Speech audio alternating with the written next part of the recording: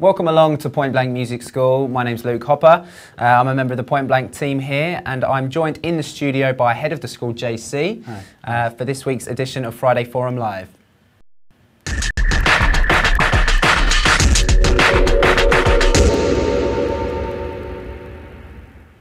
So, for those that don't know, Friday Forum Live is basically the chance for you guys to see what we do, what we're about here at Point Blank, and also to kind of get a bit of a flavour of what you can expect by studying with us, really. This week we're actually going to look at the DVR aspect of our online courses, which basically is your chance to get professional feedback, kind of one-to-one from a producer, from your tutor. So JC, in a little minute, is just going to jump into basically the way a DVR works, looking at a project and going through it to give you a real insight into that aspect of studying with us. And just before that, just got to say for you guys that are looking to study with us, the next one of courses start on October 15th, and as far as I'm aware, they're getting pretty full up now. So yeah, make sure you head over to the website and you can click on it's pointblankonline.net. Head over to the courses page and you'll see everything available and what's going to come up on the 15th. As I say, if you are looking to study, then make sure you get involved now, because places are filling up. Also, just before we start, I've got to say, if you head over to the Point Blank Facebook page, you can check out how we're basically giving away the remix stems for Dirty Bird's worthy track, Shy Look, I think it's called. So yeah, if you head over to the Facebook page, you can click on the tab and you can just like the page, get access to the stems, download it and get remixing. So yeah, that's it for me. If you do have any questions, make sure you post in the chat room. We'll get answering. Anything you want to fire over to JC or myself, just post in there and we'll jump on it. So yeah, I'll hand you over to JC now. We'll get a look at a live DVR. Cool. Hi guys. So yeah, this week what we want to do really is to show you the sort of communication, the sort of feedback you would get when you take a course at Point Blank, basically.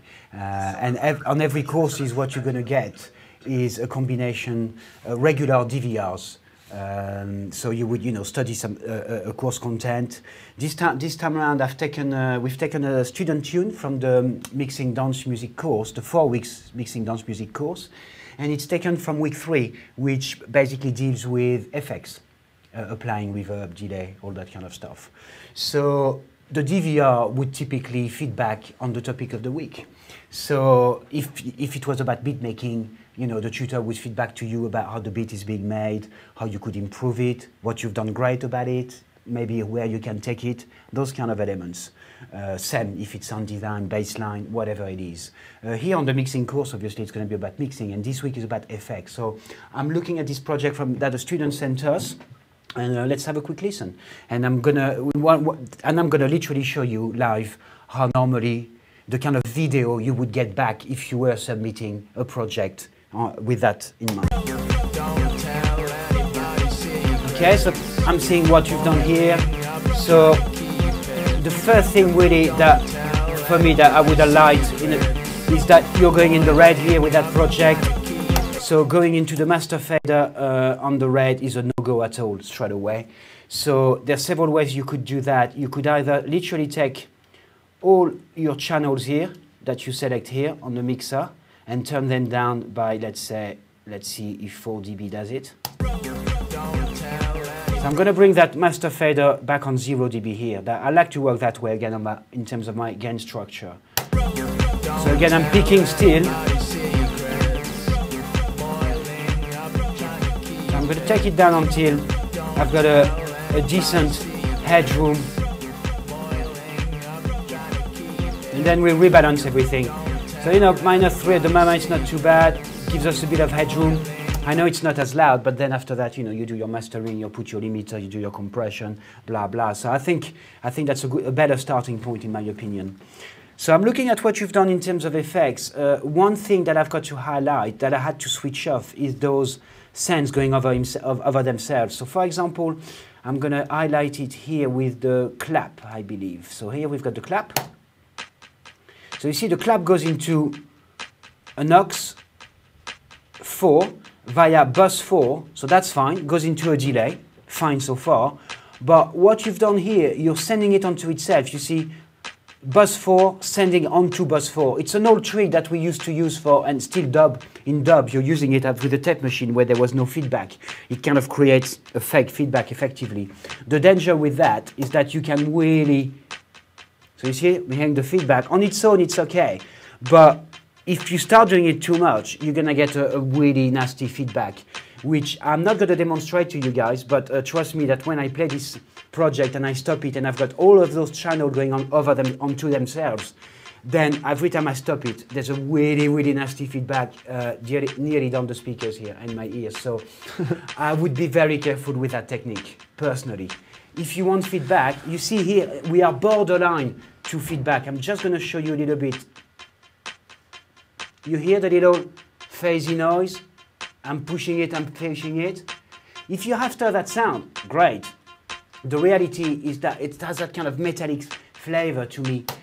Doesn't quite work, I have to say. So I would switch off those and only bring it up if I feel they bring something. Now, if you want feedback here, just simply use the feedbacks here. You know, a bit of cross fade as well here on the delay.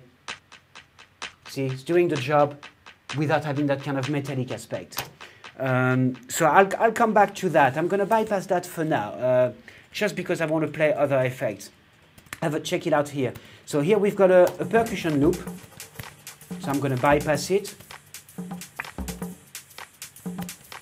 Could I have a bit more speakers, please? Thanks. So, you know, nice little percussion loop going on. Perfect. And so I'm checking what you've done here. So you're going into a reverb, big EQ here to make it really thin, and a delay, and a compressor at the end. So a lot of stuff going on. Let's see if the compressor first does anything to me. It seems to me that the compressor is mostly acting as making it a bit louder. So I would say you probably don't need that if you could effectively have the same day doing that. Let's compare.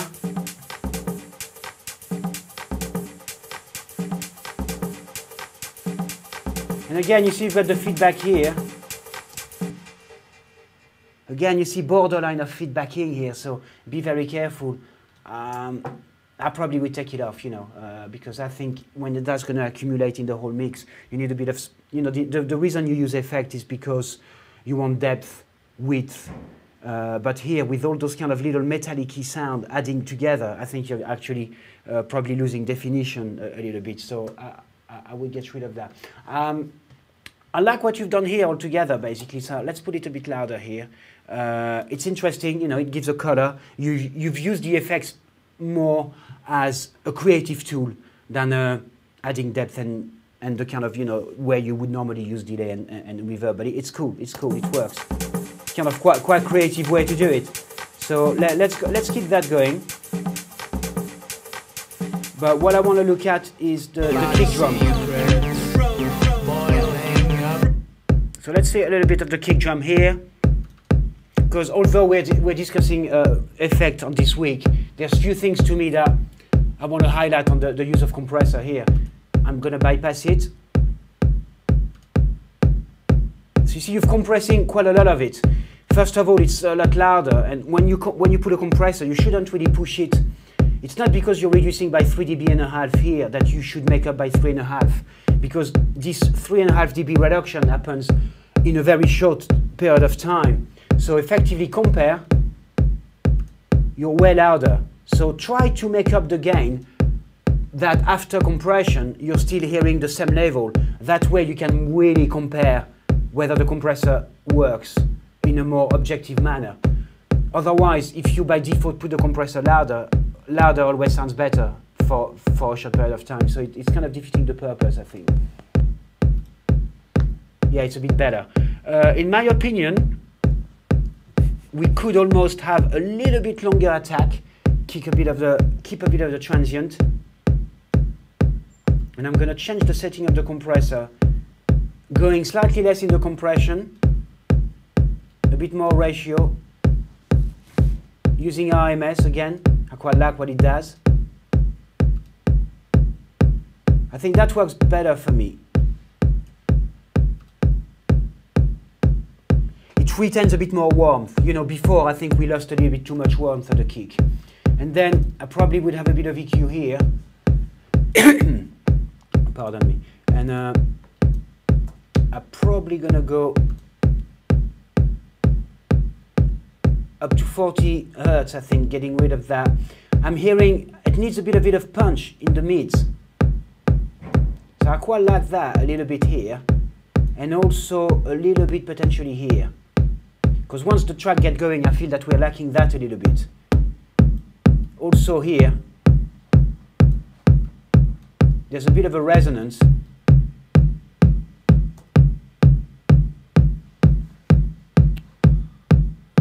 By here.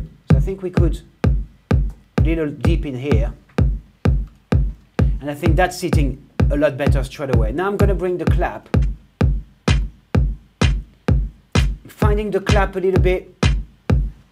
So what you had on the delay here, I think with all the other effects that are going on, especially with that,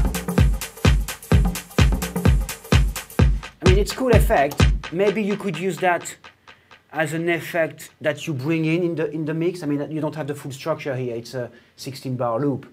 But I think I would use that more as a dubby effect somewhere. Maybe you could introduce that, drop the kick, have the clap playing in a delay.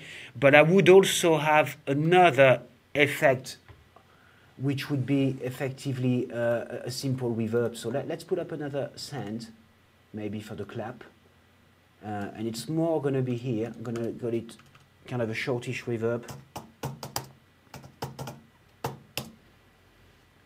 And I'm going to put something like, just for now, I'm going to use the space designer reverb. Let's do that. Let's load a preset. I'm going to have something like a medium room. Yeah, something like that. Let's see what it does. So now I'm going to switch that off for now. Just the reverb. I think for that track, a kind of a dark reverb kind of works quite nice somehow. I quite like that, something that we're not going to hear too much. I probably would work on it a little bit with EQ as well. So,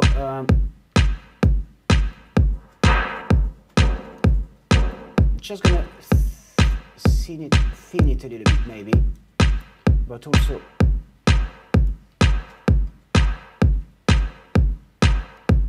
yeah, I'm going to get rid of a bit of that.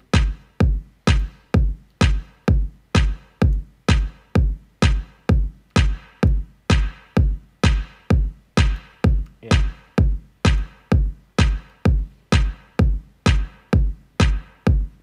Quite like when it's quite dark like that. It's just going to give you a bit of depth. In you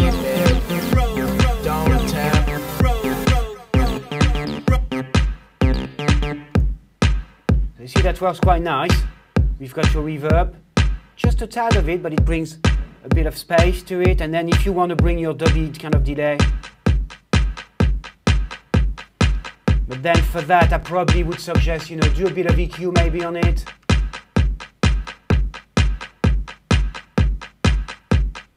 Wrong, I've put it on the wrong channel, sorry. Move that here. Maybe we could try, you know, dirty it up a little bit.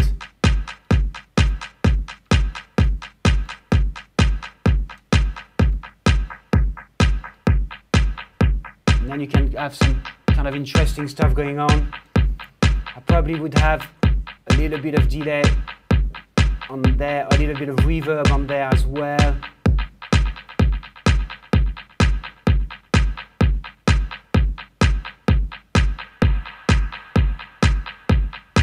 That's kind of becoming a bit more interesting, I think, you know. We could even add some distortion. How about that? Let's try some beat crusher.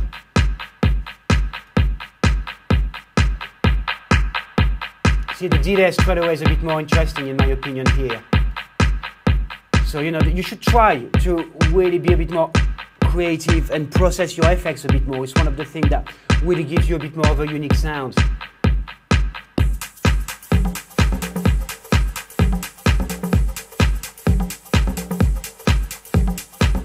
Okay, so that's what we have so far. I think we've improved already some of the effects element. Do we have any questions? We haven't got any like technical questions as such at the moment. I mean, one thing I was going to point out is obviously you've seen the kind of start of JC talking you through how a DVR would work.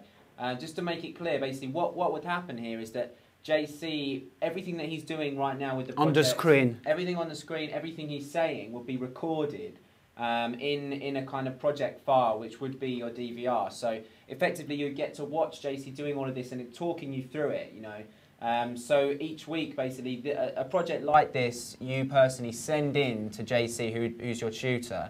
And each week he will do this. He will look through the project, analyse, you know, what could be improved, and talk you through it, making those changes and explaining why, you know, why he would make such a change, how it will improve the track, etc.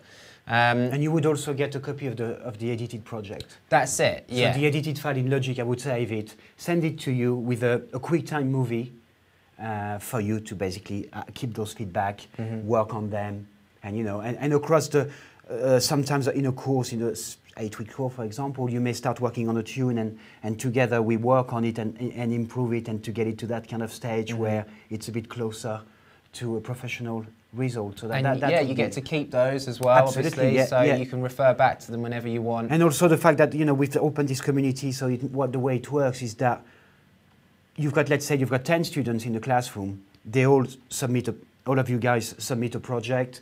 We feed back to you a DVR, a video response for each of the projects. As a student, you can then download the 10 projects, those 10 DVRs. So effectively, you're learning from other people as well. Yeah, it's always interesting to see how other people work, you know, how they put stuff together. Absolutely, you know, you keep on learning. That's it. You know, somebody might do something, you're thinking, yeah, this is a really cool way of doing it. Yeah, just find a little idea here and there. I've picked up a lot of stuff from students myself. As a tutor, you know, they come like, well, I like this approach, it's interesting. Yeah, I haven't thought about doing it that way, so it's a good way, I think. So yeah, I mean, there's obviously lots of shout-outs, like keep them coming in. We've got DJ Leopard has asked how long like the feedback videos, the DVRs would be on average. It would vary. It would be from depending on the topic of the week. You know, it would start maybe they may be slightly shorter at the beginning of a course.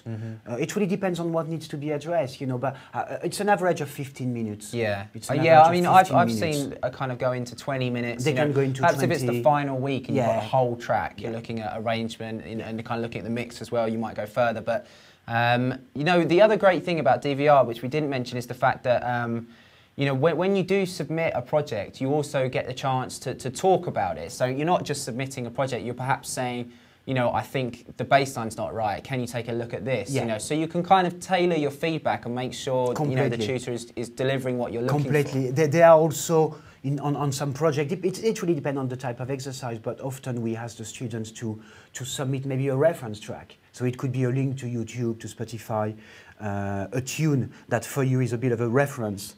And you know, in terms of the flavor of the sound that you're aiming for, without obviously copying, but you know, those references are useful because if that's kind of what you have in mind for that tune, we can listen to it and say, yeah, you're in that kind of direction. Maybe you're missing out on something here, but that works really well. So you know that as much as indication is really useful because we can, like Luke said, you know, tailor the DVR to you guys, basically. We've got another question from Mark Burnett, who's asked if the tutors are assigned according to the style. It depends, really. I mean, for like, we have a variety of courses that are genre specific, and in that case, you know, definitely. The tutors there on each of those courses are specialists. You know, the dubstep course is taught by, you know, Johnny Miller, who's had a long history in the scene in dubstep and released kind of numerous records working with lots of different people. Same across the board, you know, the deep house guys, the drum and bass, the house, you know, and trance and EDM and stuff like that. Courses like mixing, for example. You're going to have more, but you're going to literally, you know, a lot of experienced mix engineers. Exactly, who have got experience in a variety of different styles as well. Yeah.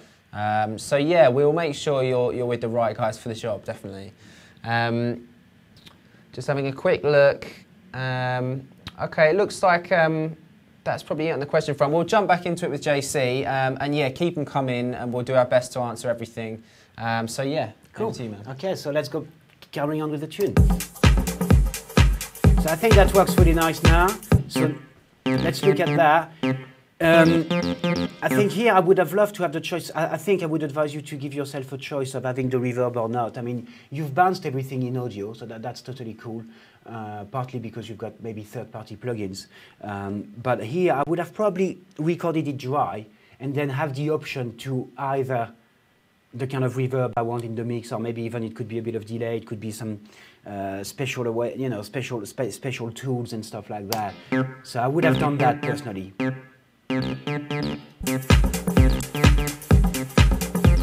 Because for me it's a little bit roomy, and now I can't really add effects more than that, because otherwise I'm starting to make it just too wet for the track really.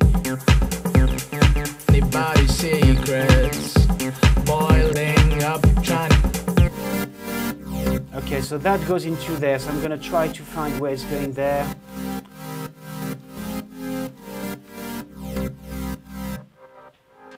Okay, so there's a filter to it.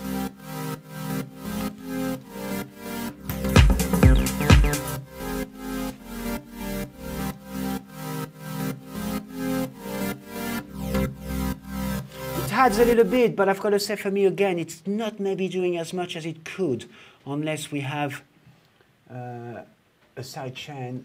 So it is sidechain to the kick, okay.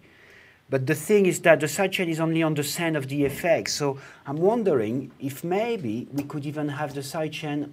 Let me copy this compressor on the actual sound itself, and let's see how that works now.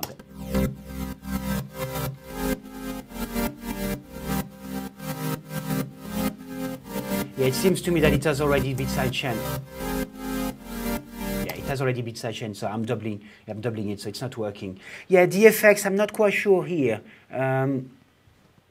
Question mark about how effective it is personally. Again, it's a bit cleaner without, I think.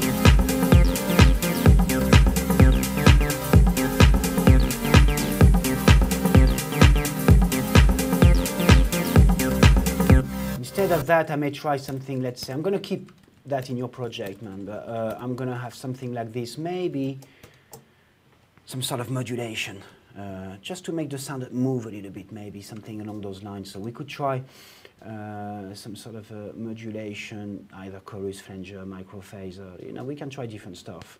We could try that for now, for example. Let's see how that works.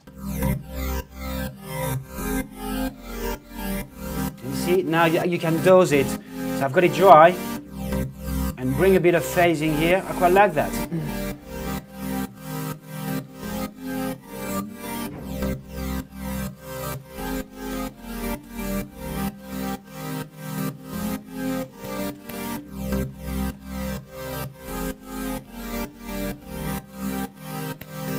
Yeah, that's quite cool.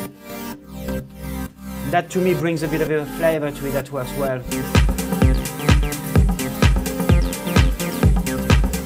Can be quite subtle, but straight away it really helps with your width, you know, and getting start to things to blend together a bit better. So that works well for me. Now let's look at the vocal. Don't tell anybody secret. So again here, it was going in here. Let's check it out.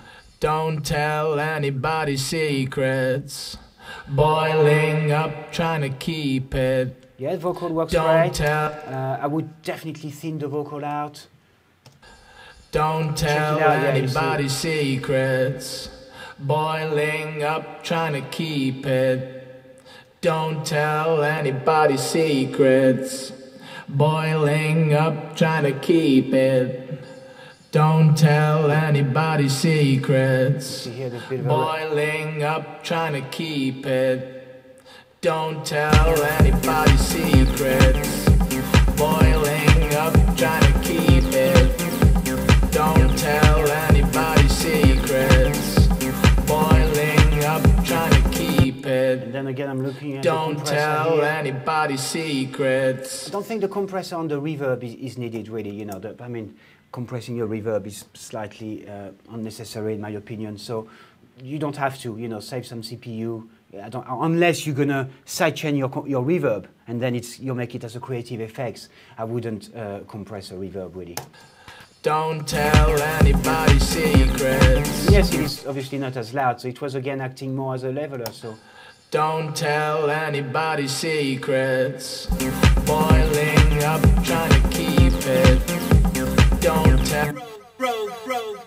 So there it goes there. Okay, again, don't think we need that.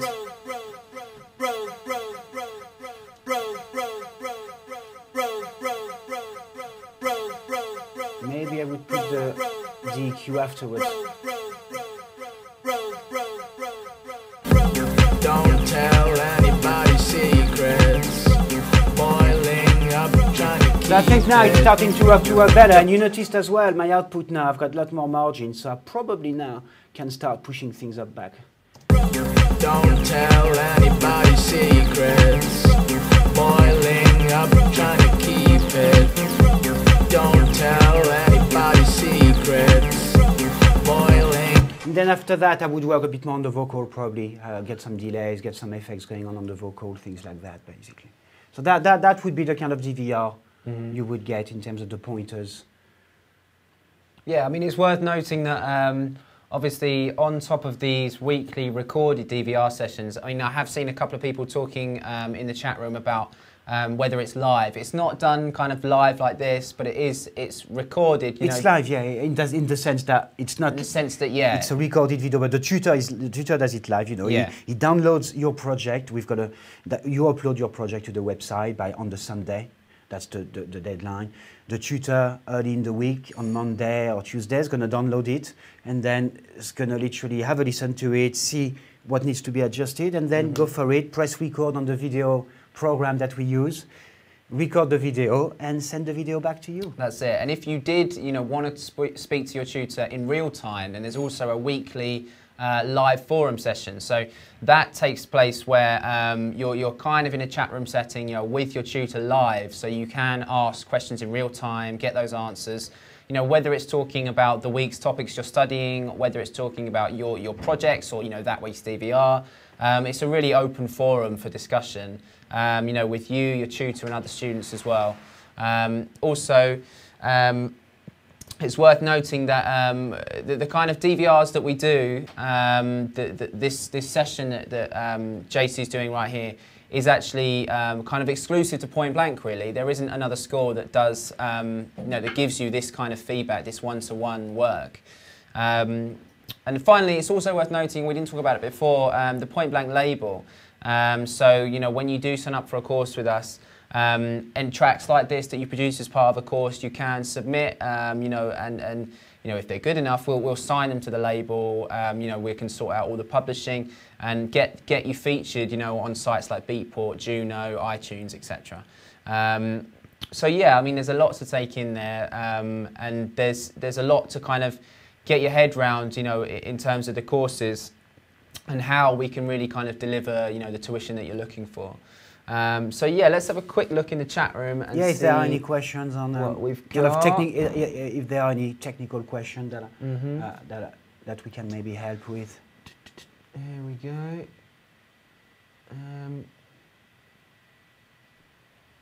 We've got a few questions about the drum and bass course. That course is started now, so if you are into drum and bass, you want to learn a bit more, then go and head over to the website to check that out.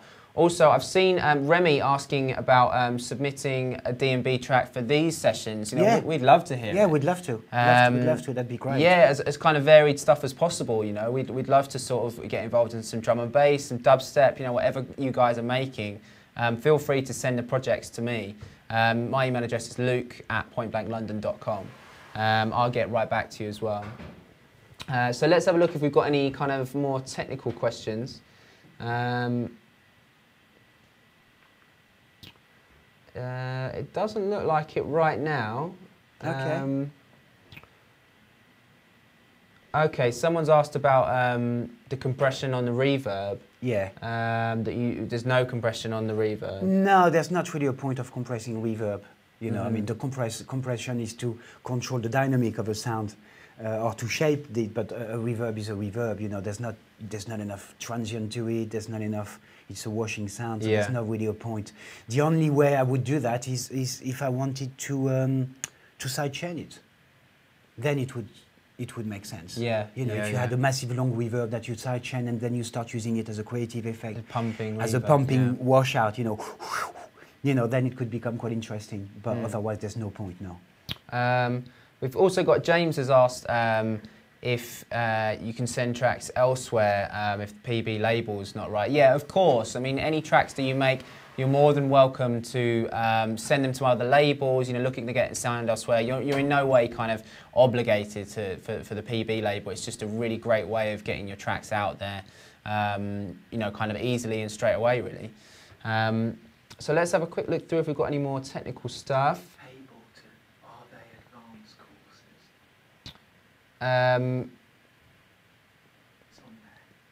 Yeah, I've seen a question about Ableton Live courses, which we have responded to in the chat room.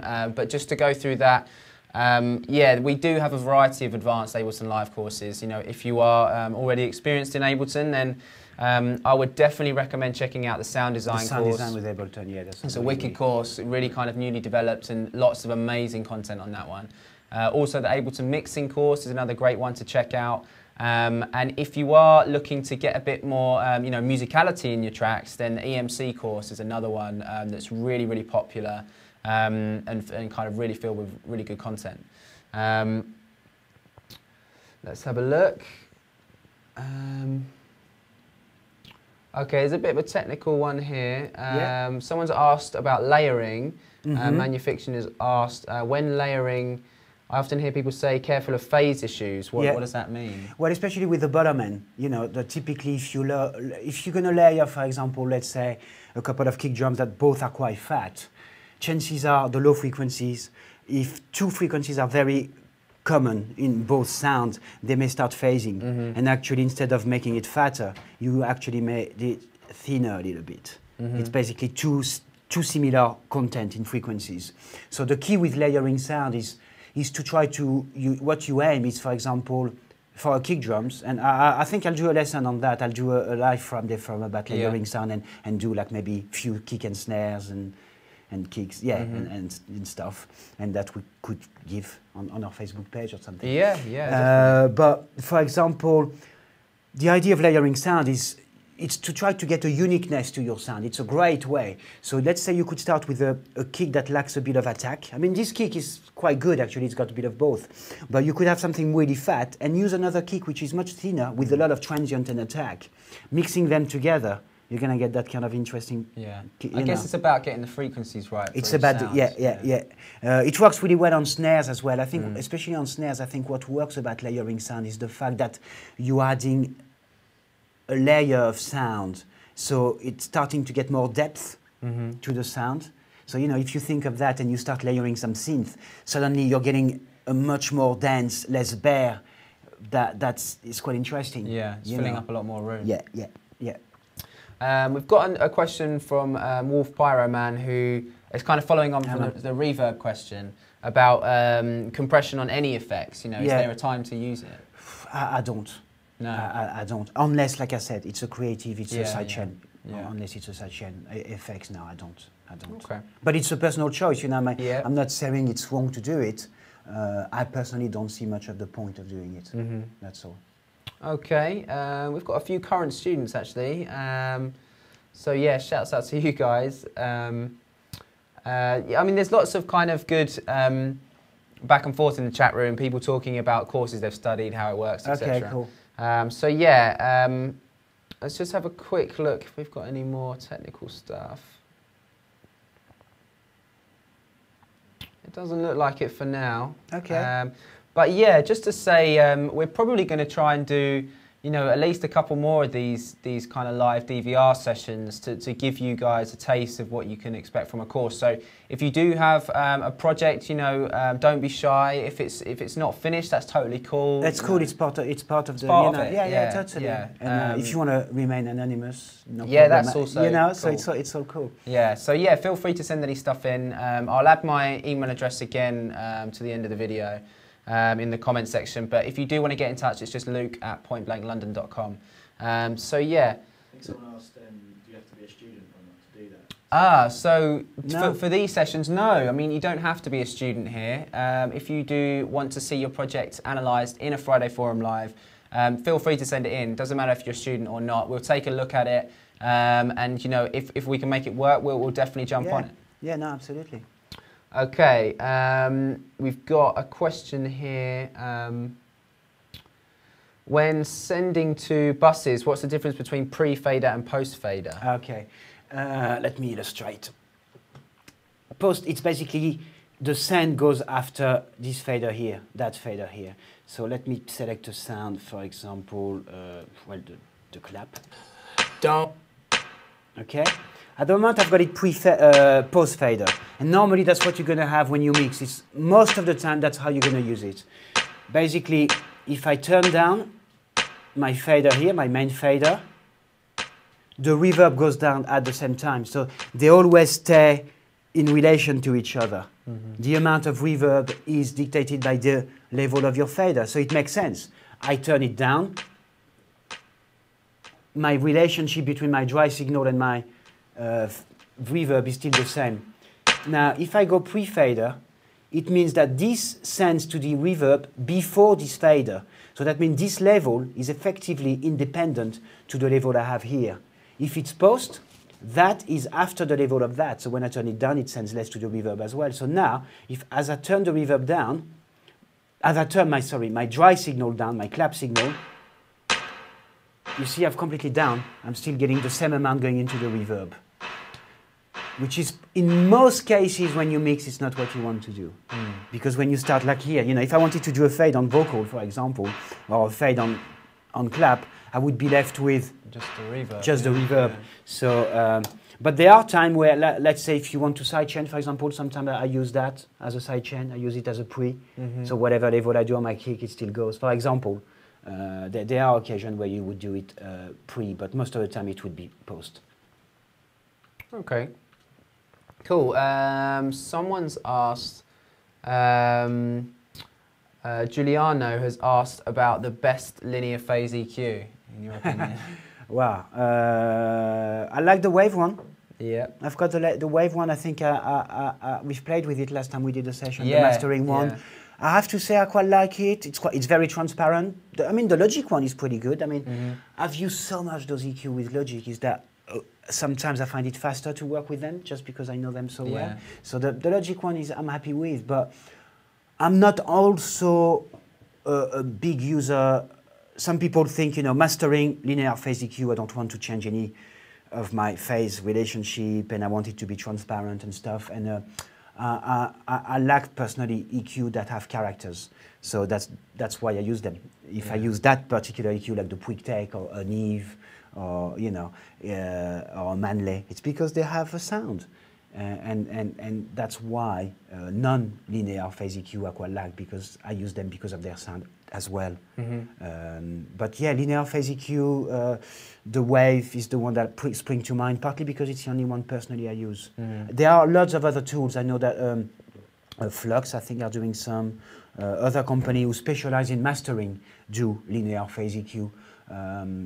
So they're all going to be pretty decent, but it's after that it's a matter of choice. You know, it's definitely worth checking out the archive session. I think it was kind of 3 weeks ago, maybe. A couple of weeks now. I think yeah, we did a mastering session looking at quite a few different plugins and stuff like that. So definitely worth going back through the YouTube channel to have a look at those, and you get quite a lot of good info about. Yeah, I think so. Yeah, different availability. Well, let's have a look here. Edwin has asked if you can explain a little bit more about stereo bus. Stereo bus, yeah. It's, you mean like, I take it it's a bus like this one, typically here, or the main stereo one, I'm not quite sure, but I'm going to assume, and please correct me if I'm wrong, but that's this bus here. The fact that it's stereo, it's because the effects that you put on it is stereo. So the reason we use effects such as reverb mostly, but also flanger like you've seen, or phaser like you've seen I've done here on one of the scenes, or even stereo delays, you know, it's to basically add something to the stereo image. So that's when you're going to use a stereo bus. And also if you bus, let's say I've got 10 tracks of drums, and the hat is a bit pan on one side, and a percussion element or a tambourine or a shaker is pan on the other side, or things like that. You want to use a stereo bus to keep that stereo element to it, basically. So that's why stereo buses are for. Now, if sometimes mono is good as well. So sometimes if I use let's say a mono delay to emulate the kind of old school tape delay machine, the very the kind of proper ones, they're all monos, those in the days. So if I use that, then you can use a mono bus. But most of the time, for stereo effect, you're going to use a stereo bus. Okay. I hope that answers the question. Yeah, let us know. There's got quite a few coming in now. Can you show us quickly how you would use mid-side EQ on this track at the mastering stage? That one from Mark in Wales. I don't have mid-side EQ on this one. I need to have a special device for that. Okay. I'm happy to touch that on one lesson. Yeah, maybe we'll come back to that one. But again, I'm going to say I'm going to use mid-side if there's something. All those stuff like multi-band compressor, mid-side, you use them when you have a problem that you can't. If you basically can't make it work with a normal stereo, then you start bringing mid-side. What it allows you to is, let's say if I had too much kick, with mid-side, I would be able to probably turn the kick down a little bit without affecting the side. That's the kind of the concept. Okay. I could make the side brighter and the mid more bassy. That's kind of what mid-side allows you to do. I'm happy, in that case, the next Friday forum that I'm doing, to show you a couple of things to do mid-side. I'll show you the Brainworks, which is a mid-side. Brainworks is dedicated to mid-side. All their products are mid-side, and they're doing some great, really, really cool stuff. I will go into that, and also I'll show you a trick to get free mid-side in Logic with the help of a free plugin. So we'll do that. But you can check it out now already. It's the plugin called Voxengo. Okay. There's a free mid-side plugin that you install, and then you can do mid-side in your Logic environment. So I'll do that next time, but I don't have the plugin with me today, which is why I can't do it now. Okay, cool. I think we'll only got time for about one more question, but there's one from, let's have a look, one from Manufiction again, who's asked about the audible difference between 32 and 64-bit. And whether, aside from the kind of RAM usage, is there a reason to recommend running at 64-bit? Well, it depends if your plugin is going to be compatible with 64-bit for a start, obviously. It's all about floating bits. There's a confusion between 24 bits, 32 bits, fixed bits, which are by, the depth, the bit depth, the word length of an audio file. So that is, yeah, definitely it affects the quality in the sense of the dynamic range. You're getting more dB at the bottom. What it means is that effectively all the low signals sound better, are better quality, which is why, especially in jazz, classical music, it's very important to use much higher definition because the low passage have to sound really good. With the lower bit depth means that at the low levels, you've got less bits to represent the sound. So effectively, you're starting to get that kind of, like, think of it as a JPEG pixelated picture. Yeah. You know what I mean? That kind of stuff. So in terms of floating bit, internally, it makes a little bit of a difference, but the reality is that at the end of the day, you are finalizing your mix or your mastering as a fixed bit. So for me, 32-bit works fine. Okay. 64-bit, I don't think is yet a big improvement on the audio quality, I find. It's about the internal dynamic range, but to be honest, 32 bits give you such a massive range anyway that you don't. Yes, I would say it's more of a RAM issue, that you can manage RAM better when using big library samples and yeah, definitely.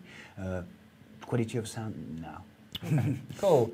Yeah, as I say, I think that's going to be about it from us here at Point Blank. If you do want to keep posting in the chat room, if you have any questions, then of course we are going to check the comments. If there's anything specific, we'll try and get JC to jump on there. Yeah, absolutely. If not, drop me a line. If you want to send in your project to look at for a DVR session like this one that we've done, then yeah, hit me up. Send in your project. Let me know a bit about, kind of anything about it or what you're looking to improve, what you think needs a look at really. Anything from individual sounds to arrangement, mix down, just let us know. And yeah, just enough time to say online courses start on Monday the 15th of October. So head over to the website to check those out. And also, yeah, if you do want to have a go at remixing Dirty Bird Artist Worthy, then head over to the Facebook page. If you like the page, you can get the stems and have a go at remixing it. You know, we'd love to hear your efforts. So yeah, that's it from us. We'll be back again next week, same time for Friday Forum Live. Thanks for watching. Thanks for watching.